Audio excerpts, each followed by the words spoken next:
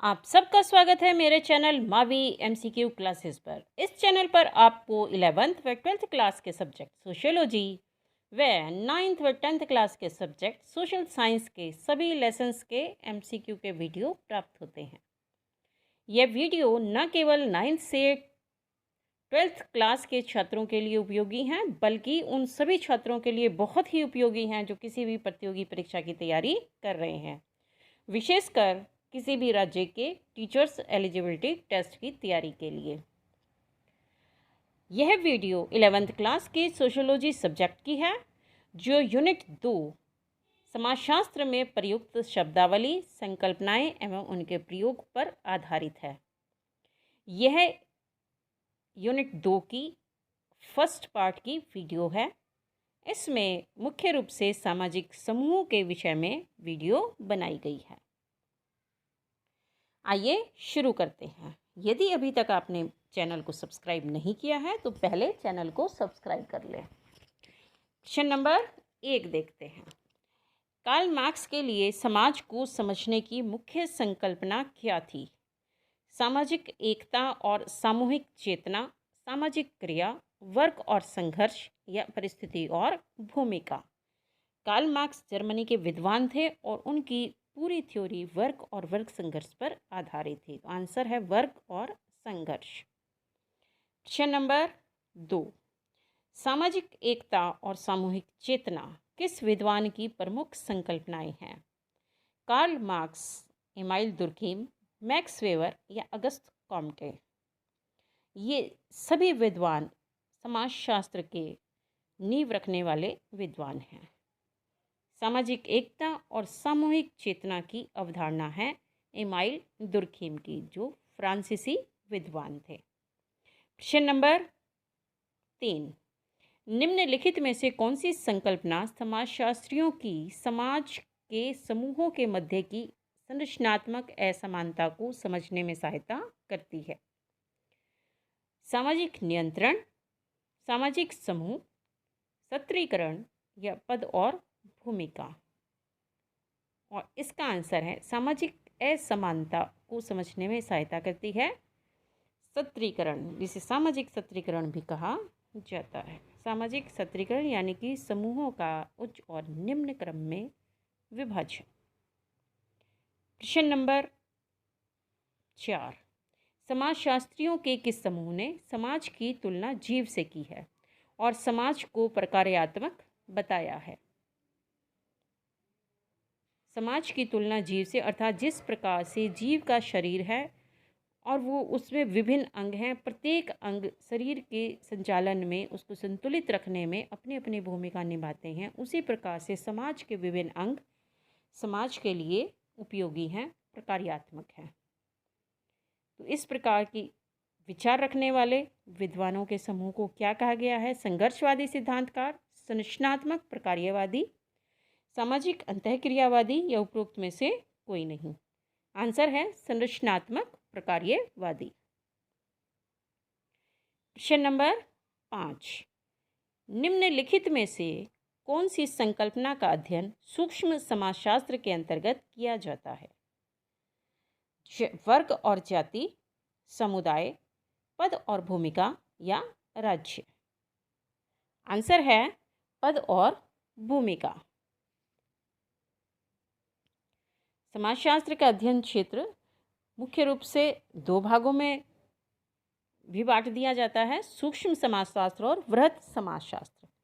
सामाजिक नियंत्रण है, सत्रीकरण है, वर्ग और जाति है, समुदाय है या राज्य का अध्ययन जो है वृहत अर्थशास्त्र, वृहत समाजशास्त्र के अंतर्गत किया जाता है। और पद और भूमिका जैसी छोटी संकल्पनाएं जो व्यक्ति से प्रारंभ होती हैं, उनका अध्ययन सूक्ष्म समाजशास्त्र के अंतर्गत किया जाता है। क्वेश्चन नंबर 6, निम्नलिखित में से समूह की विशेषताएं बताएं। 2 या 2 से अधिक व्यक्तियों की अंतःक्रिया, एक समान रुचि, अपनेपन की भावना या अपनत्व की भावना, सामान्य मानकों और मूल्यों को अपनाना या उपरोक्त सभी। ये सभी समूह की विशेषताएं हैं। समूह में कम से कम 2 या 2 से अधिक व्यक्तियों का होना आवश्यक है और उनके मध्य अंतःक्रिया का होना भी आवश्यक है। समूह के लोगों के मध्य समान रुचि और अपनत्व की भावना होती है और वो कुछ सामान्य मानकों और मूल्यों को अपनाते हैं। और समूहों का निर्माण करते हैं। प्रश्न नंबर 7, निम्नलिखित में से कौन सा समुच्चय अथवा अर्ध समूह का उदाहरण है? रेलवे स्टेशन, हवाई अड्डे पर एकत्रित लोग, सिनेमा के दर्शक, सड़क पर एकत्र भीड़ या उपरोक्त सभी। ये सभी समुच्चय के उदाहरण हैं। आंसर है उपरोक्त सभी। प्रश्न नंबर 8, प्राथमिक समूह की अवधारणा किस विद्वान की देन है? आंसर है ऑप्शन है Emile Durkheim, Max Weber, Charles Cooley या समनर। और आंसर है इसका चार्ल्स कूले। प्राथमिक समूह ऐसे समूह हैं जिनके सदस्यों के मध्य घनिष्ठ संबंध पाए जाते हैं, आमने सामने के संबंध होते हैं और सहयोग से जुड़े होते हैं, हम की भावना पाई जाती है। जैसे परिवार है, गांव हैं या मित्रों के समूह हैं, ये प्राथमिक समूहों के उदाहरण हैं। इसके अलावा भी क्रीड़ा समूह इत्यादि भी प्राथमिक समूहों के उदाहरण हैं। प्रश्न नंबर 9, व्यक्ति के समाजीकरण में कौन सा समूह सबसे अधिक महत्वपूर्ण है? प्राथमिक समूह, द्वितीयक समूह, अंतः समूह या बाह्य समूह?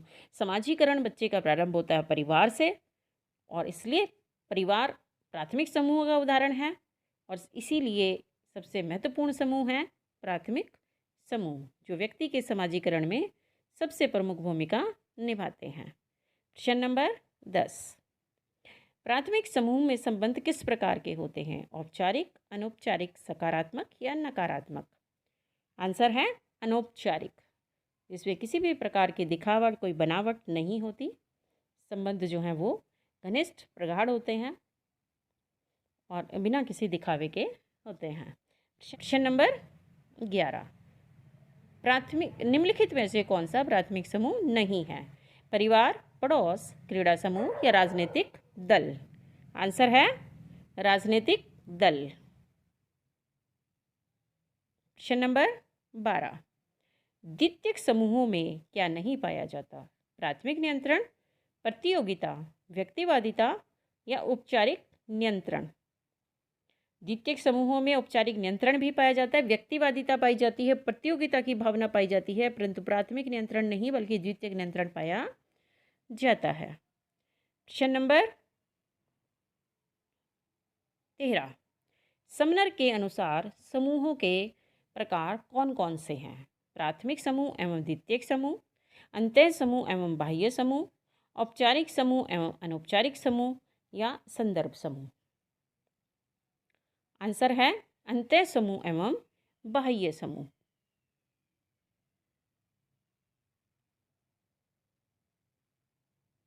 अंतः समूह जिसके साथ व्यक्ति जुड़ाव महसूस करता है, हम की भावना महसूस करता है, और बाह्य समूह जिन्हें वे या उनके की भावना उसके मन में होती है। प्रश्न नंबर 14, निम्नलिखित में से कौन सा द्वितीयक समूह का उदाहरण नहीं है? विद्यालय, सरकारी कार्यालय, अस्पताल या पड़ोस? आंसर है पड़ोस। बाकी सभी द्वितीयक समूह के उदाहरण हैं। प्रश्न नंबर 15, निम्नलिखित में से किस प्रकार के समाजों में नज़दीकी, घनिष्ठ तथा आमने सामने की अंतःक्रिया होती है? परंपरागत समाजों में, आधुनिक समाजों में, औद्योगिक समाजों में या उपरोक्त में से कोई नहीं? आंसर है परंपरागत समाजों में। परंपरागत समाजों में नज़दीकी, घनिष्ठ और आमने सामने की अंतःक्रिया होती है, जबकि आधुनिक समाजों में अवैयक्तिक, अनासक्त और दूरस्थ अंतःक्रिया होती है।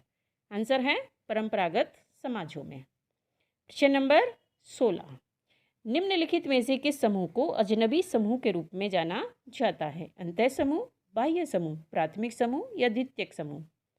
आंसर है बाह्य समूह। अंतः समूह के साथ व्यक्ति की हम की भावना होती है, प्राथमिक समूहों के साथ भी घनिष्ठ संबंध होते हैं, द्वितीयक समूह हमारे लक्ष्य उन्मुख होते हैं, अर्थात उनके साथ भी हम जो हैं अपने सदस्यता उनकी ग्रहण करते हैं, लेकिन बाह्य समूह जो हैं वो व्यक्ति के लिए अजनबी समूह के रूप में जाना जाता है। प्रश्न नंबर 17, वे समूह क्या कहलाते हैं जिनकी जीवन शैली का अनुकरण किया जाता है परंतु व्यक्ति उनका सदस्य नहीं होता है? अपने आप को और समूह के लोगों की तरह उनकी जीवन शैली को अपनाता है, उनका अनुकरण करता है, उनके जैसे वस्त्र धारण करना, उनके जैसे हाव भाव अपनाना, परंतु उनका सदस्य नहीं होता। प्राथमिक समूह, द्वितीयक समूह, संदर्भ समूह या समवयस्क समूह।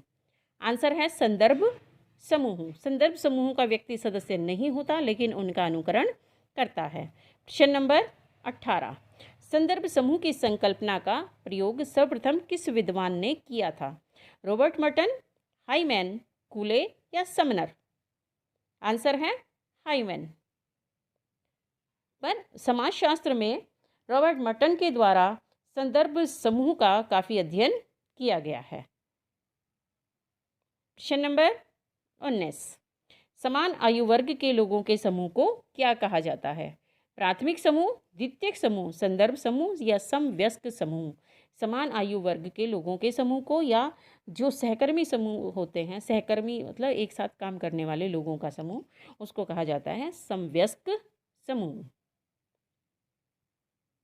प्रश्न नंबर 20, विशेष स्वार्थों को पूरा करने वाले बड़े आकार के समूह को किस नाम से जाना जाता है? प्राथमिक समूह, द्वितीयक समूह, संदर्भ समूह या अंतः समूह? आंसर है द्वितीयक समूह। जो बड़े आकार के होते हैं और विशेष प्रकार के स्वार्थों को पूरी करने में मनुष्य की मदद करते हैं, सहायता करते हैं। प्राथमिक समूह छोटे आकार के होते हैं और स्वार्थ रहित होते हैं। प्रश्न नंबर 21, जिस समूह में संरचना अथवा संगठन की कमी होती है और जिसके सदस्य समूह के प्रति अनभिज्ञ और कम जागरूक होते हैं, वे क्या कहलाता है? प्राथमिक समूह, संघ, अर्ध समूह या समुदाय? आंसर है अर्ध समूह। समुदाय को प्राथमिक समूह के समान माना जाता है और संघ को द्वितीयक समूहों के समान समझा जाता है। प्रश्न नंबर 22, सामाजिक वर्ग, परिस्थिति समूह, आयु एवं लिंग समूह तथा भीड़ आदि को किस प्रकार के समूह के उदाहरण माना जा सकता है? संदर्भ समूह, समुदाय, संघ या अर्ध समूह? आंसर है अर्ध समूह। प्रश्न नंबर 23, निम्नलिखित में से कौन सा एक संस्थान प्राथमिक समूह का उदाहरण है? अस्पताल, विद्यालय, कार्यालय, परिवार? आंसर है परिवार। बाकी सभी द्वितीयक समूहों के उदाहरण हैं। प्रश्न नंबर 24, कौन से समूह में हम की भावना प्रबल होती है? प्राथमिक समूह, अंतः समूह, समुदाय या उपरोक्त सभी? आंसर है उपरोक्त सभी। सभी समूहों के प्रति व्यक्ति की हम की भावना प्रबल होती है, पाई जाती है। उसके मन में हम की भावना, अपने आप को जुड़ा हुआ महसूस करता है। समुदाय जो है स्थायी संबंधों को जन्म देते हैं। अंतः समूह जिसका व्यक्ति सदस्य होता है और हम की भावना रखता है। और प्राथमिक समूह आकार में छोटे होते हैं और सदस्यों के मध्य प्रगाढ़ संबंध होते हैं, प्रत्यक्ष संबंधों पर आधारित होते हैं। आंसर है इसका, जिसमें हम की भावना पाई जाती है, सभी हैं। प्राथमिक समूह, अंतः समूह, समुदाय। आंसर है उपरोक्त सभी। ये बच्चों इस यूनिट की फर्स्ट वीडियो थी। सेकंड वीडियो बहुत जल्द ही मैं आपके लिए लेकर आऊँगी। और अगर अभी तक आपने फर्स्ट यूनिट की वीडियो नहीं देखी हैं तो उसके भी 2 पार्ट हैं, उन्हें भी आप जो है चैनल पर जाकर सर्च कर सकते हैं। वीडियो को कमेंट करें, लाइक करें, शेयर करें। और हाँ, अगर अभी तक आपने चैनल को सब्सक्राइब नहीं किया है तो जल्दी से चैनल को सब्सक्राइब कर लें। धन्यवाद।